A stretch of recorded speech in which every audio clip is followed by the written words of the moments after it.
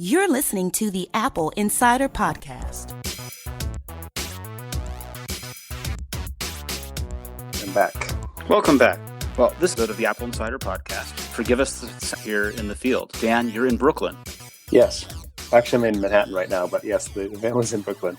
Okay. This was kind of a big event, wasn't it? It was a big event. It was a lot of things that that people have kind of been wanting from Apple. Some clarification on the MacBook Air, the Mac Mini, and what the next step is for iPad Pro. And there were some huge things that happened there. So I should tell people, you're using your Lightning headphones right now to try and record this, right? Yes. And I was thinking about that before we started recording, because headphones are kind of an issue, aren't they? How do you mean? I mean, I was thinking about this in terms of headphone port going away from iPhone, and now it looks like also going away from the iPad Pro. Yeah, but Apple has been working towards making everything wireless. The idea is that you could use your AirPods, which I have. I think it would probably be better our audio quality to use wired headphones. So that's why I'm using those. Yeah, but I think so too. It is a complication to have headphones that are exclusively usable with Lightning, the ones that ship with the new iPhones. Right, and that's going to be complicated slightly further if you're using the new iPad Pro, because it's not using Lightning, is it? Right. I would imagine it would support USB-C headphones or, yeah. Yeah, but Apple doesn't make any USB-C headphones yet. Well, right. So. Guess they're imagining a world where everybody has AirPods. I guess they must be. Never mind my focus on the headphone jack, which is a little silly, I agree. Go ahead and take me through the highlights of the event as you saw them, because you were there.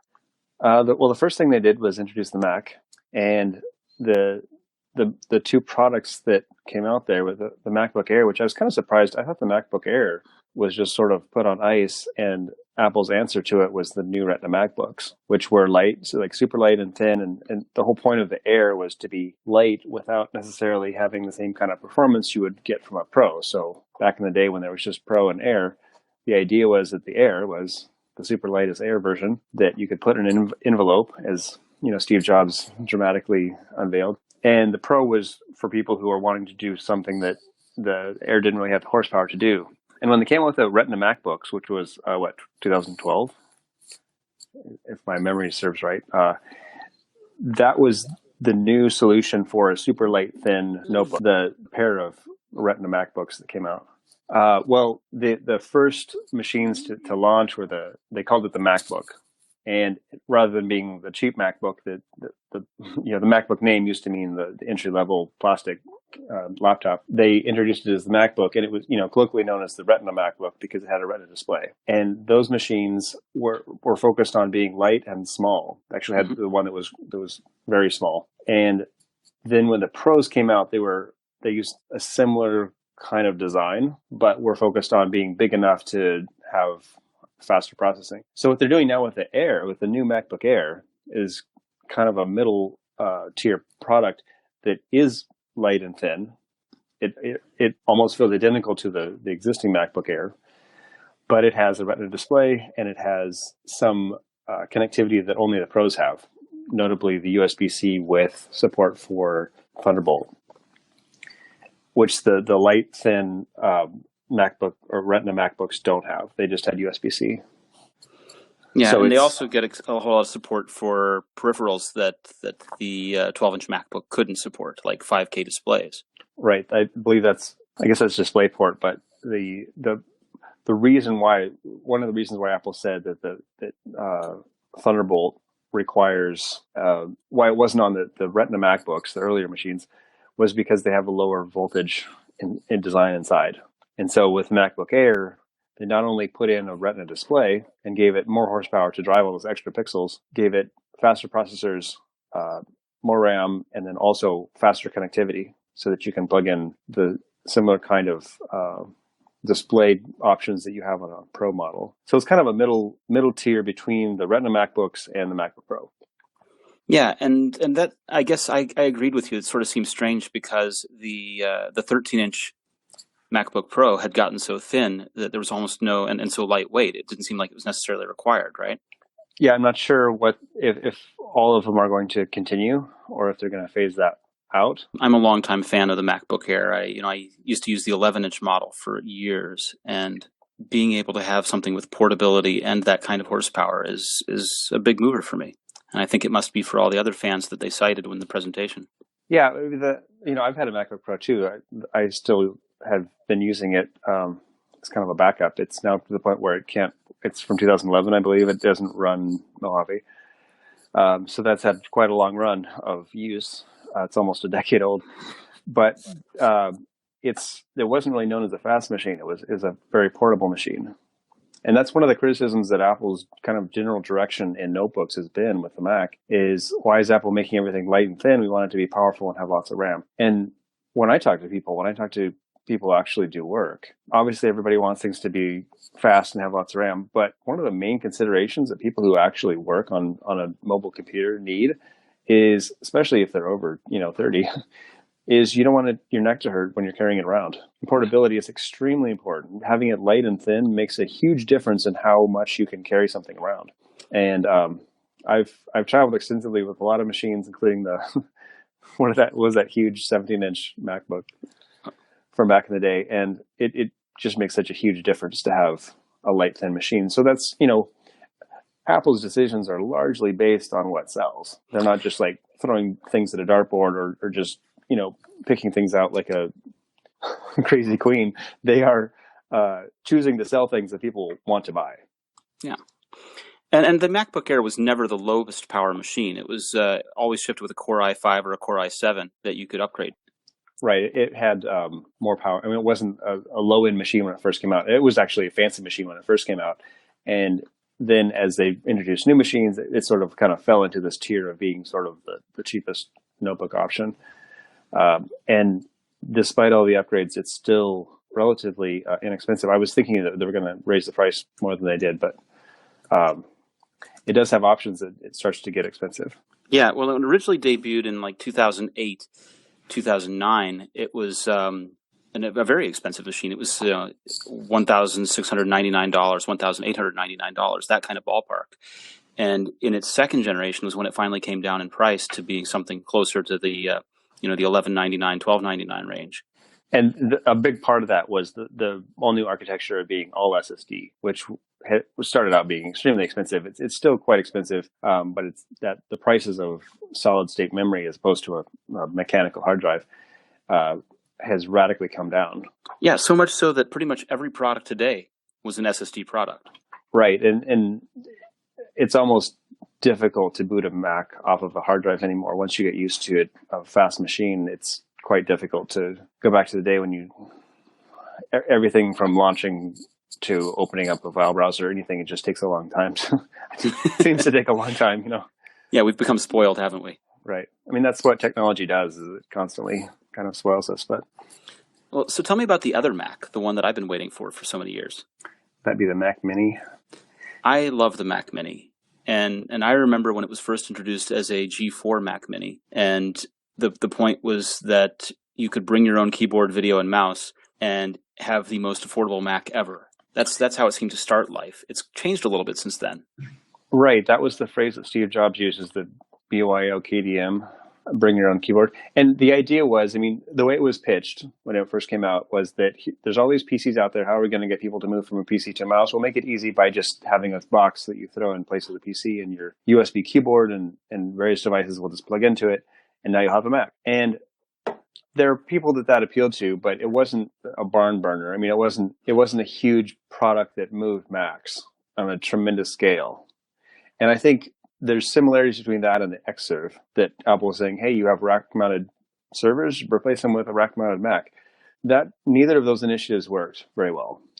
And what really changed things for the Macintosh, outside of just having the fans that loved Macs and people that chose Macs for other reasons, was the iPhone, of course. And once the iPhone made its way into enterprise, then you had companies starting to look at the Mac in companies.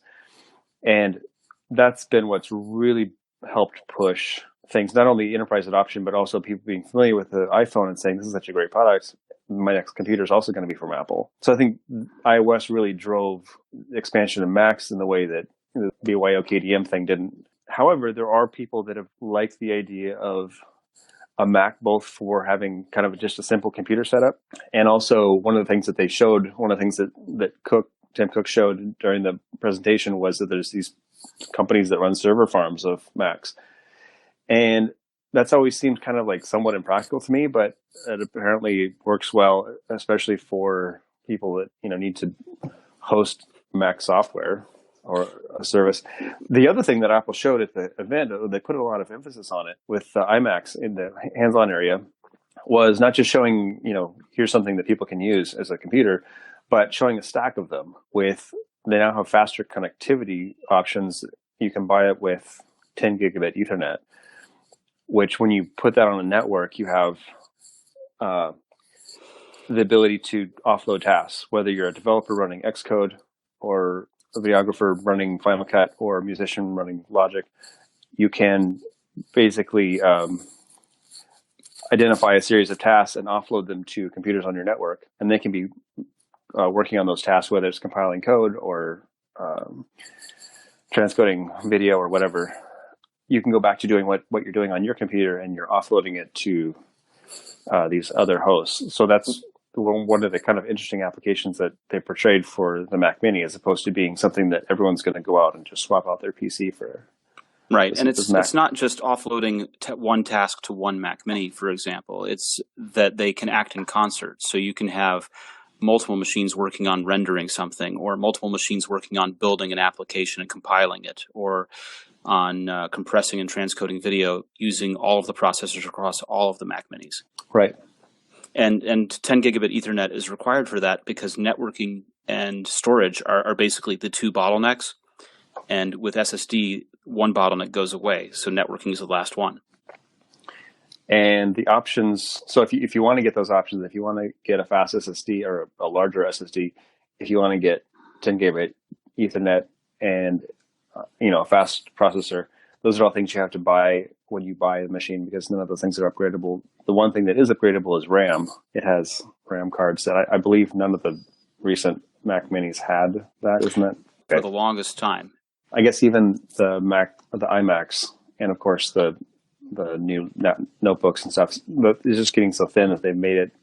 Yeah, the RAM is fixed. Buy with the RAM that you want. Yeah, you simply have no. You'd have to change the enclosure and make it fat to give it a door to open it. Right. But the Mac Mini is big enough to where that works. Yeah. It also has Thunderbolt ports on it. It has 4 USB-C, and then it has a couple USB-A, USB 3, but the older connector. So you can plug a lot of things into it. And it's also the only Mac that has an HDMI port. So in addition to being able to use a dongle, you can plug an HDMI cable. You can plug a display directly into HDMI. But even with connectors like that, where the shell is a legacy shape, they've gone ahead and used the newer standard. So that's an HDMI 2 port, which means that it's got like twice the bandwidth that the old HDMI 1 port had. Yeah. This is a machine that it took a long while for them to get around to updating, and I kind of feel like they've positioned it with all of the newest things so that they can leave it for a good long while again. Yeah, I don't know if. Yeah, certainly they brought as much new stuff to it as possible. There's been some criticism about USB-C and the growing pains when you switch from one port type to another, and the fact that your legacy stuff has to have dongles. How do you plug in all this USB stuff that has the original USB square or rectangular port into right this new one? the A connector. But I think the way that they're rolling out USB-C is about as best as you can. I mean, I think some of this criticism is why aren't they putting USB-A ports on things as well, so you can plug whatever? But on thin laptops and smaller, if you're trying to make devices as small as possible, that's not ideal. I mean, it's a pretty big compromise, and it's harder for me to see the downside to saying here's a pretty inexpensive dongle that plugs in your stuff. Right. So I mean. Well, and you get to a point where the size of the port dictates the size of the machine. And if you want to be able to make things thinner, you have to remove that constraint. Right. And with the Mac Mini, it's big enough to where, you not only have upgradable RAM that is pretty easy to access, you also have room for not only different kinds of ports, but multiple ports. So it has, like I said, 4 Thunderbolt capable USB-C ports and a couple USB-A ports for convenience, I guess, and then also HDMI and actually networking. Now, the USB-C thing is interesting to me because, like you said, the iPad Pro, which is really the star of the show today, I think, has gone to USB-C. Yeah, that was an interesting development. I mean, we heard that a lot, that was going to be happening, and it kind of raises the question of, does that mean that Lightning is going away? And I don't really think it does, because one way to look at it is that the iPad Pro is really working itself up into computer territory. Apple says it's not a computer, but the difference, because they positioned it in the keynote as being faster than 92% of the laptops that are sold today. And they ran the advertisement during the last year that started out with the text, "What is a computer?" or finished with the text, "What is a computer?" Right? So they're not shying away from positioning this as a computer, are they? Well, I mean, of course it's a computer. I mean, AirPods are a computer, but the thing is, the controversial thing is they kind of say that it's not a computer, or they kind of suggest that it's, I mean, it runs real Photoshop, as they told us. Post PC. Yeah, the idea is not whether it's a legitimate computer or not, but what I meant was, the fact is that it's getting powerful enough to where the original iPad was, as a product, was considered more of a, it was certainly a computer, but it was considered more of an access device. Mm-hmm. And it made sense that as an iOS device, it worked just like an iPhone, where you'd plug it into iTunes from Lightning. Right. It was a client device to the host computer. Exactly. And now that it's becoming, basically more of an alternative computer type device, it makes sense for it to have a host type connector. And one of the things that they noted was that you could use that as it charges out. So you can plug your iPhone into your thing and charge it. Right. And I think that you don't need to plug it anymore. I mean, the original iPad Pro came with the Apple Pencil that you pull off the cap, and it had a Lightning connector that you plugged into it. And so they removed that as a necessary thing by making the new Apple Pencil only work with inductive charging. And it also, it uses that inductive charging connectivity to also pair the device. So as soon as you click it on there, it pairs with it and starts charging it, which is really quite novel. Everything I'd heard about it was that the inductive charging requires a bigger coil to work. So, or at least for Qi charging, I think. So they may be doing. It depends a little bit, special right? For that. I mean, it depends a little bit upon the amount of power draw you need. If you're trying to charge a phone and trying to charge it quickly, you need to have a big coil. If you're trying to charge the pencil, like your cordless toothbrush, it doesn't take quite as much. Right. Still impressive to me that they packed it into 5.9 millimeters. Yeah, it's a small device. That's handy for. It feels like a little bit small, and there's like a one flat side on it where it clicks on, so it kind of feels more like a pencil when you're holding it. And then also has the bump sensitivity. So when you tap it, you can do a double tap on the writing end of it. And by default, that changes between the drawing tool and the eraser. But apps can also use that gesture to do other things. Some of the apps, for example, you could double tap it and it would pull up a menu on the screen of things you can do. So that's something that on an individual app basis, apps can choose how to take advantage of that. Now, why, I want to come back to this. Why do you think that the iPhone is going to stay on Lightning? Why isn't this signaling a bigger transition that's going to come? Well, the primary use case of USB-C on the iPad Pro is, charging is kind of a secondary thing, being able to charge on the device, but is being able to have the bandwidth to power an external display. Whereas on an iPhone, it's not really the case. Samsung and a couple of the companies are trying to, remember back to like 2010, and Motorola came out with the Asterisk phone that you plug it into a base and it would become a computer. And then Microsoft, several years later, was going to try to make Windows Phone into this computer. Every one of them has had to play it. And no one has ever wanted to buy that. Right. It seems like, let's have a computer in your pocket that you plug in and, becomes basically a Mac Mini. No one's doing that. I mean, no one's wanting to buy that. It's not a solution. A phone isn't really fast enough, I don't think. It's a different thing from an iPad Pro. And there may be a time when Apple transitions, and it might make sense after a few years. You might see that there's kind of this transition happening to where new phones go to USB-C. That's possible, but the main benefits to USB-C on an iOS device would be an external display, right? Because you don't plug it into a computer anymore to sync all your stuff over. It's doing everything directly.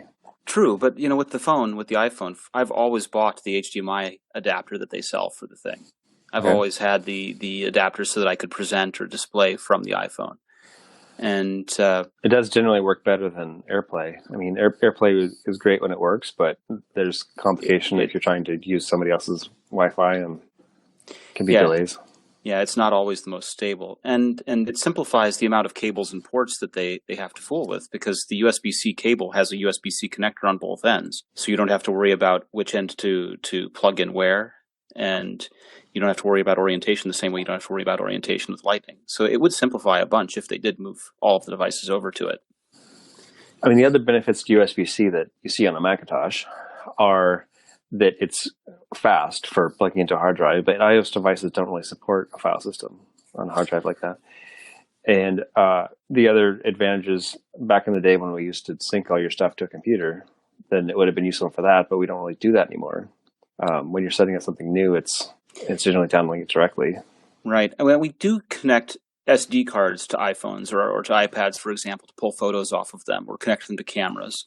And I have flash drives that have Lightning connectors on them so that I can use them with iOS.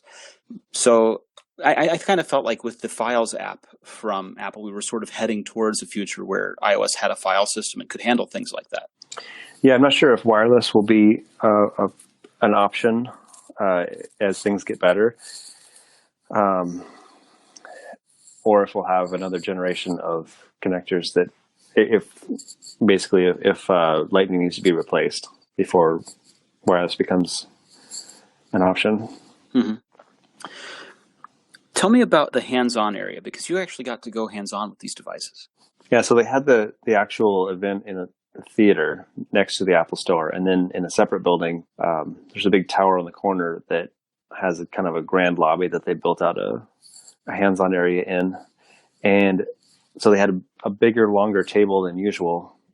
Sometimes if you go to the hands-on, it's just really difficult to get your hands on anything.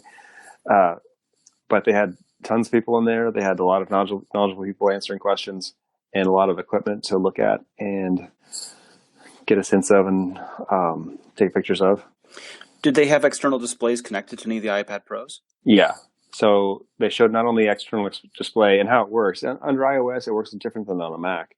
So you can either mirror the display, which shows the iPad Pro, depending on the resolution of the screen, it shows it kind of centered in the middle with the area around it.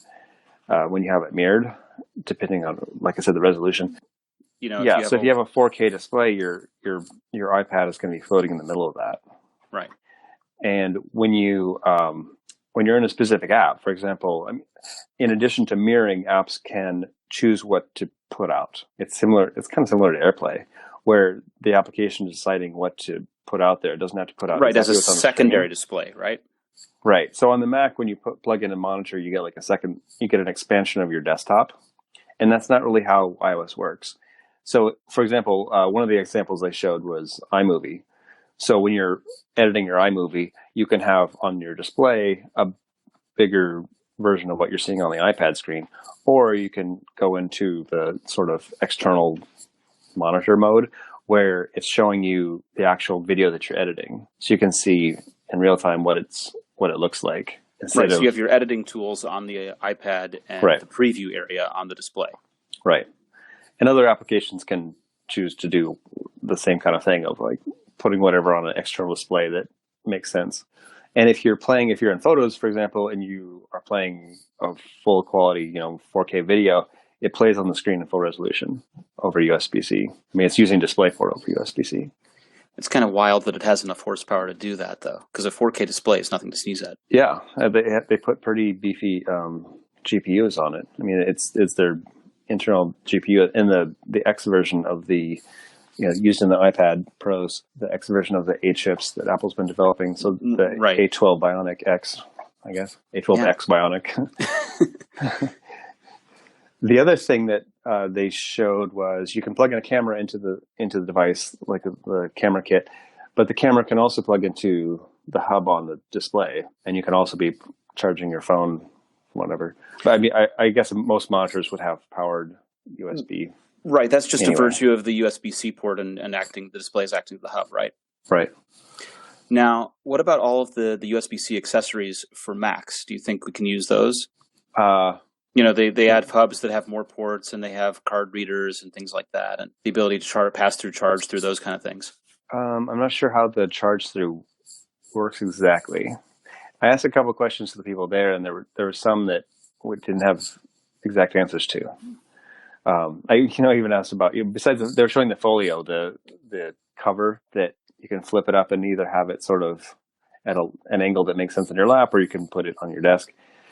And when I asked about the other covers, they didn't have anything to say about that. So it's not clear that they have any. I think when the new iPhones came out, they didn't have covers for some of those too, or cases for the XR or the 10R.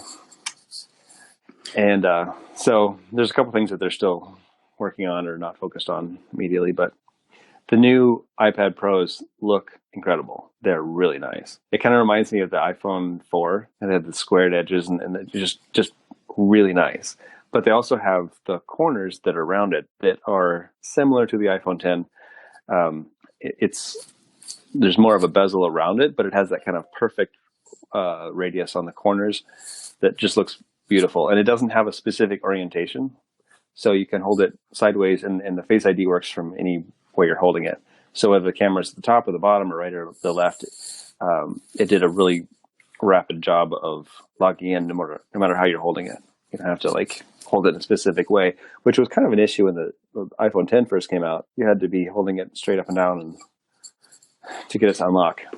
Right. Well, they've had to change their machine learning model to account for the different orientations. Yeah, so there's a lot of effort that was put into that specifically to make it work, and hopefully that will make its way to the iPhones as well. Somebody asked about Macs. With the Mac, they put Touch ID on the new MacBook Air. And the obvious answer to that is Touch ID is already working on Macs. They put it on the Touch Bar Macs. So MacBook Air is kind of like Touch Bar without the Touch Bar part. It's just the Touch ID sensor. It has the same security enclave, in the T2 chip. The T2 chip kind of architecture. But they're not using Face ID on the Mac for a couple of reasons. One is they've already done the work on iOS, so it would require more work to get it done.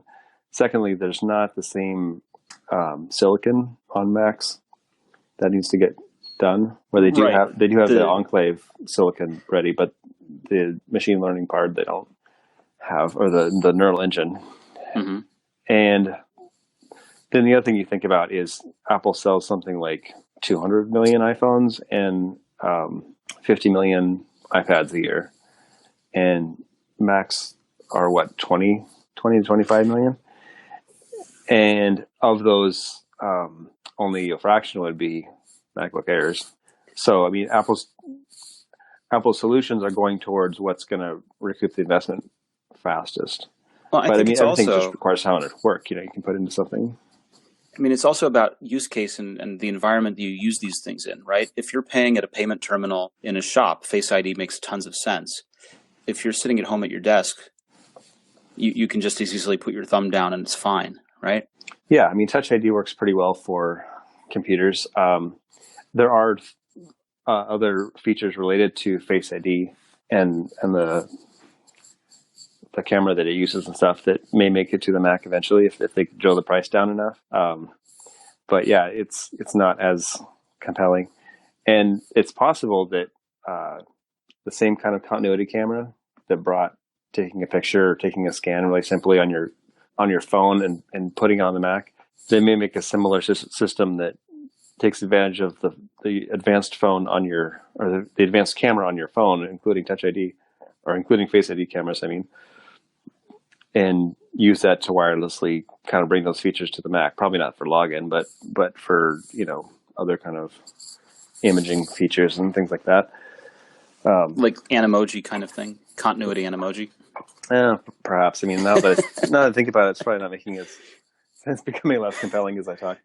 But that is a feature that they are bringing to the Mac or the iPad Pro. So the features for chatting and using your Memoji or Animoji and similar kind of features are now available on the iPad Pro with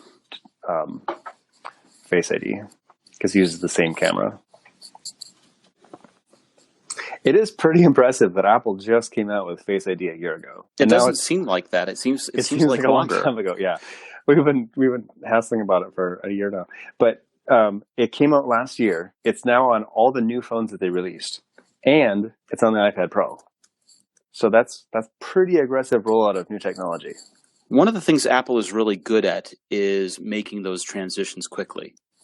You know, they made those transitions really quickly when they moved to, let's say, the Intel processor in 2005, or when they got rid of the 30-pin connector in 2012. It was basically a 9-month transition, and all the devices were on Lightning. Right. They are good at doing those things fast. And there's some pains involved in making things like that happen. I mean, that was kind of a similar thing when they kind of aggressively decided to go to USB with the iMac back in the day. I mean, that was 20 years ago now, actually 98, which is a very different tack than has always been the case in the PC world, where I remember deep into the 2007, Dell was still including, was it PS2 connectors with USB dongles? Mm-hmm. So, I mean, part of that is in the PC world, there's just such a focus on being as inexpensive as possible. And USB was like slightly more expensive. And that was the same reason why there wasn't nearly the support for FireWire on PCs, because it was more expensive to implement. And a lot of the technologies that Apple's implementing, including Face ID, there were things, even before that with Touch ID and fingerprint sensors, those are things that other companies just sort of resisted trying to do because they cost too much. They involved extra work and they involved more expensive components that when you have razor thin margins, you can't do cool stuff. And the PC customer wasn't really interested anyway, right? The only PC manufacturer I remember shipping FireWire was Sony, that shipped it as iLink. Yeah, well, they're shipping it because Sony had a reason to have camcorders linked to computers, so there was a value there. The real thing was whether or not it wasn't. The reason people want things is because you're telling them they want it, or you're making a compelling presentation that, yes, this is a valuable feature. So in the PC world, there's less of an effort to say, hey, this is technology that you need and want, and it costs a little bit more, but you're going to want it. When you're in an industry where the main competitive force is how cheap can we make it, you don't have good technology. You don't have this thing pushing to make things better. And that's why Apple is so different, is because they're willing to say, hey, we can take this component that is expensive today, whether it's SSD on the original MacBook Air, like we're talking about, or whether it was Touch ID or now Face ID. We can take something that's too expensive for anybody else to do, and we're going to push it out there by the millions until the price comes down, and we're going to explain to people why it's better, and they're going to pay a little bit more for it, but then they're going to pay to make it inexpensive. And overall, it's going to be a good thing. And of course, the other thing, that's how Apple stays alive, is they have to do that. Yeah. So let me ask, because we're running out of time now, what is the biggest takeaway from the event for you?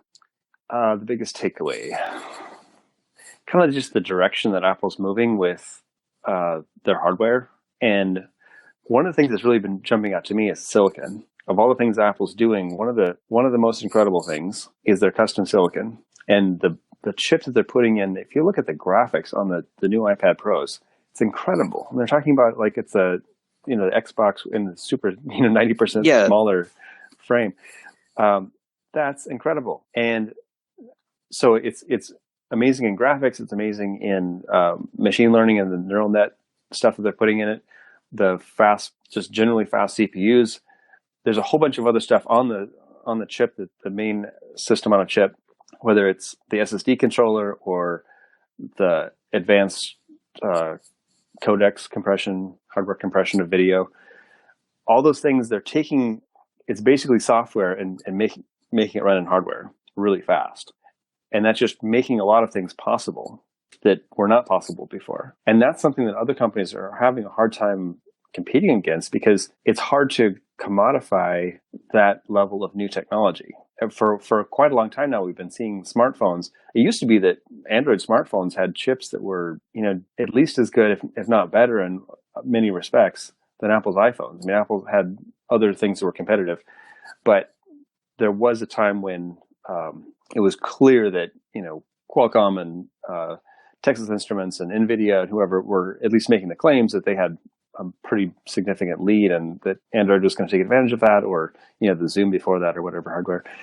And now we're in a situation where Apple is dramatically ahead of everyone and keeps moving ahead, and is the only company that's selling tremendous numbers of tablets and tremendous numbers of phones that, cost more than $200. And so it's increasingly hard for me to see how someone else is going to catch up in phones and tablets, let alone things where silicon is even more important in things like AirPods and Apple Watch and wearables and, the coming glasses and things like that, where you have an extreme need for super powerful stuff at a very small package that's very sophisticated. So to me, that impressive march of silicon, if you look back at the 90s, I mean, the real thing pushing the advance of PCs was Intel.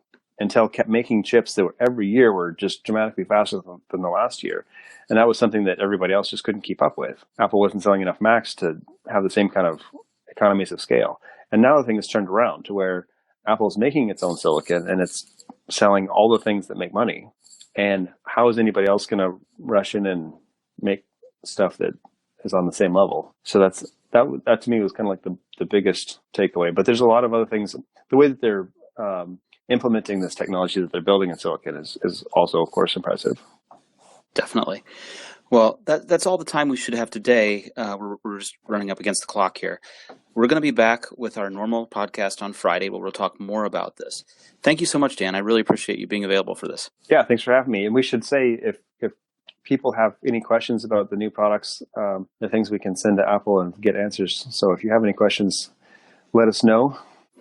Yeah, and contact us at news@appleinsider.com, or go ahead and reach out to me, Victor at AppleInsider.com, and we'll get those questions asked. All right, we'll be back on Friday. Thank you, everyone.